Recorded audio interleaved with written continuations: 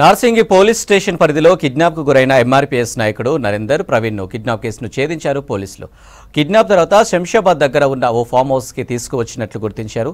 ఓ భూ వివాదం విషయంలో ఈ గ్యాంగ్ కిడ్నాప్కి పాల్పడినట్లు తేల్చారు పోలీసులు. ఈ వ్యవహారంలో మొత్తం 7 ఉన్నట్లు గుర్తించగా 4 అరెస్టు చేశారు పోలీసులు. మరో 3 కోసం గాలిస్తున్నారు. నరేందర్ ప్రవీణ్లను బంధించిన ఫామ్ హౌస్ కూడా డిస్ప్యూట్స్లో ఉందని, కిడ్నాప్ కేసులో దర్యాప్తు ముమ్మరంగా చేస్తున్నామంటున్నారు పోలీసులు. ఘటనపై మరింత సమాచారం అజయ్ అందిస్తారు.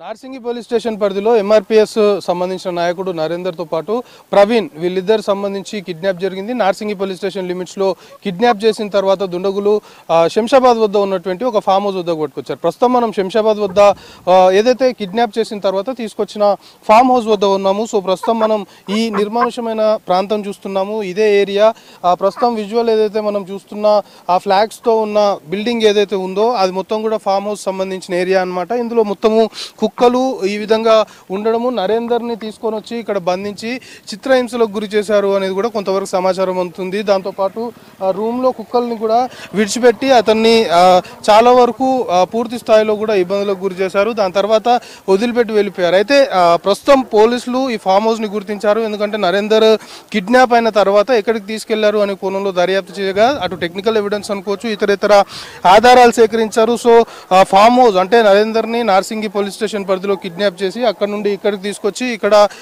చిత్రహింసలకు గురి చేశారు అనేది కూడా కొంతవరకు గుర్తించినట్లు మనకు తెలుస్తుంది. అయితే ఈ కిడ్నాప్ కి గల కారణాలు ఏంటి, అసలు ఈ ఎంటైర్ ఇష్యూకి సంబంధించి కిడ్నాప్ ఎందుకు చేయాల్సి వచ్చింది అనేది మాట్లాడేందుకు రాజేంద్ర నగర్ డీసీపీ శ్రీనివాస్ మనతో పాటు ఉన్నారు. సార్ చెప్పండి, నరేందర్ ప్రవీణ్ కిడ్నాప్ సంబంధించి ప్రైమరీగా అసలు కిడ్నాప్ కి గల కారణాలు ఏంటి?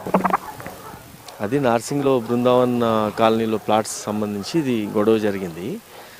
ఒక డాక్టర్ గారి ప్లాట్స్ ఉంటే 2 గ్యాంగులు దాని మీద కొట్లాడుతూ మాదంటే మాదని ఒక హైకోర్టులో ఫేక్ ఆర్డర్ తీసుకొచ్చి ఇదంతా చేస్తున్నప్పుడు ఇదంతా సర్ఫేస్ అయింది. దాంట్లో ఎవరైతే ఒక తరఫు నుంచి లోకల్ వాళ్ళు కదా అని చెప్పి నరేందర్ ప్రవీణ్ వచ్చారు. అప్పుడు ఇది మీరాలి గ్యాంగ్ ఏదైతే ఉందో ఇప్పుడు ఈ ఫామ్ హౌస్ కూడా వాడదే, వాళ్ళని కిడ్నాప్ చేసుకొని వచ్చి ఇక్కడ పెట్టి 2 రోజులు పెట్టడం, తర్వాత వదిలిపెట్టడం అయింది. మేము ట్రాక్ చేసుకుంటూ వస్తే ఇప్పుడు ఈరోజు ఫామ్ హౌస్ని ట్రేస్ చేయడం జరిగింది. దీంట్లో పెట్టి చేశారన్నారు. ఇక్కడికి వచ్చి మనం ఇన్వెస్టిగేషన్ చేసేటప్పుడు ఇది యాక్చువల్గా ఈ ప్లాట్ కూడా వాళ్ళది కాదని, ఎవరో మాది ప్లాట్ అని డాక్యుమెంట్లు పట్టుకొని వస్తే ఇప్పుడు ఆర్జీఐ పంపించినాం ఆ పోలీస్ స్టేషన్కి. సపరేట్ కేసు రిజిస్టర్ అవుతుంది అన్నట్టు. ఇప్పుడు నరేందర్ని 2 రోజులు ఇక్కడ వాళ్ళు ఉంచారు ఈ ఫామ్ హౌస్లోనే. సో చిత్రహింసలకు గురి చేశారు, ఎందుకంటే కుక్కలు కూడా ఉన్నాయి. రూమ్లో కుక్కల్ని వదిలిపెట్టి కొంతవరకు ఆ విధమైన హరాస్మెంట్ కూడా చేశారు ఈ గ్యాంగ్ అనే కొంతవరకు ఆరోపణలు వస్తున్నాయి. ఇన్వెస్టిగేషన్ సంబంధించి ఏం తెలియదు. కుక్కలు ఉన్నాయి అక్కడ. వీళ్ళని రిటైన్ చేసింది కిచెన్ రూమ్ అని చెప్పి ఒకటి గది ఉంది, లాస్ట్ రూమ్, దాంట్లో పడేసి ఉంచినారు. అతను కూడా వచ్చాడు, ఇప్పుడు ఐడెంటిఫై చేయించడం జరిగింది.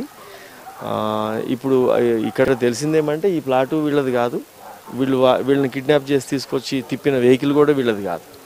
కాబట్టి అన్ని ప్రూవ్ చేస్తున్నాము. 4 జైల్లో ఉన్నారు ఆల్రెడీ, ఇంకో 3 రేపు ఎల్లుండి లోపల అరెస్ట్ చేస్తాం. అసలు ఈ ఎంటైర్ కిడ్నాప్ ఇష్యూలో అంటే అక్కడ నుండి లిఫ్ట్ చేయడం, ఇక్కడికి తీసుకురావడము, ఈ ఎంటైర్ ఇష్యూలో ఎంతమంది ఇన్వాల్వ్ అయినట్లు ప్రైమరీగా మనము తేల్చుకున్నాము. అంటే టెక్నికల్ ఎవిడెన్స్ పూర్తిగా ఎంతమంది ఇన్వాల్వ్ అయ్యారు, ప్రస్తుతం దానికి సంబంధించిన ఇన్వెస్టిగేషన్ ఎట్లా సాగుతుంది? ఇప్పటి వరకు మాకు 7 మెంబర్స్ ఐడెంటిఫై అయినాం. తర్వాత దీంట్లో 4 మెంబర్స్ జైల్లో ఉన్నారు. ఇప్పుడు ఇంకో 3 వాళ్ళని పట్టుకుంటారు. ఇప్పుడు ఇన్వాల్వ్ అయిన వాళ్ళు గతంలో కూడా ఇలాంటి యాక్టివిటీస్కి పాల్పడడం కావచ్చు, లేకపోతే ఇలాంటి కేసెస్ వాళ్ళపైన ఏమైనా ఉన్నట్లు మీరు నోటీస్ చేశారా?